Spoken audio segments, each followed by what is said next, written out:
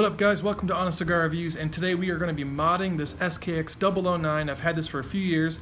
I just did a video of me fixing, tightening the rotor on because the rotor was scratching the case back, so it stopped working. So now we're going to give it a fake patina. We're going to put a little bit of coffee in the dial and on the hands. I've actually seen this on forums a lot. They call this Seiko 007 projects or Seiko mod projects. Some people even change the hands. I love the dial, I love the hands. You can't really see it on the camera, but this bezel insert is nice and faded. It looks really cool. So I'm just gonna give a very, very, very slight kind of patina with some espresso. So let's try it out. I'm gonna put the case like this, kind of awkwardly in top. Alrighty, I've loosened up the case back.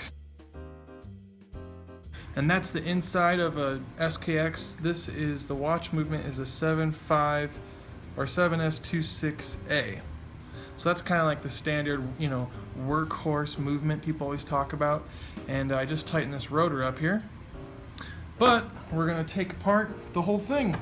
I took out the seal and I put it on the silicone here. That way we can reseal the watch when we're done.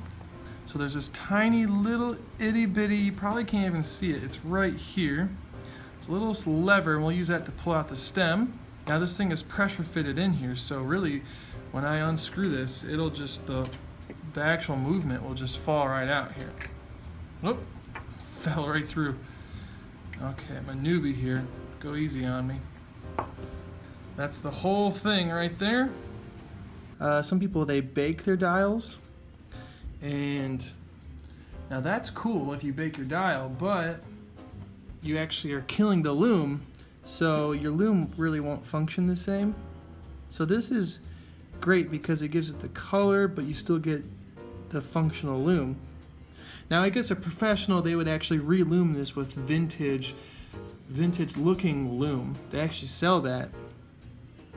But we'll just try it with coffee first and see how we like it.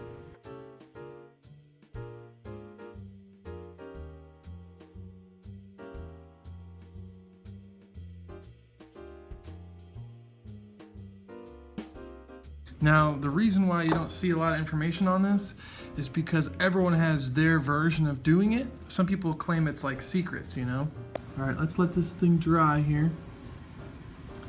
Maybe, I don't know, 20 minutes. And we'll wipe it off maybe.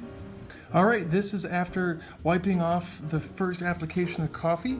I just used a rag and got it wet and just kind of dabbed it off.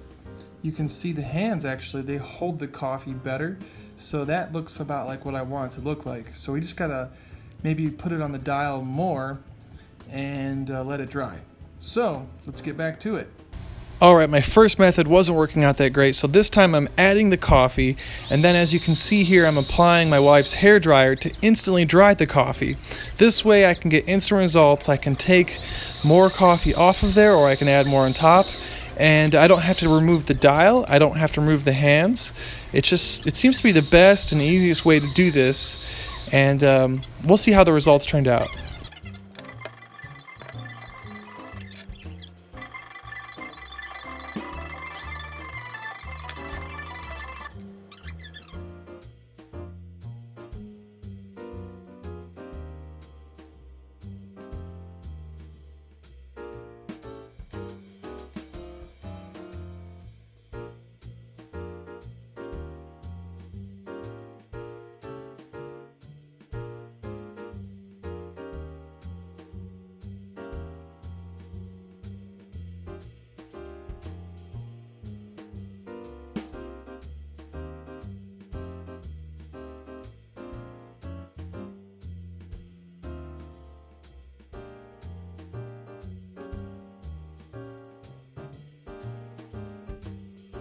Alright, this is it a few days later. I wanted to come into direct sunlight so you can see just really what it looks like.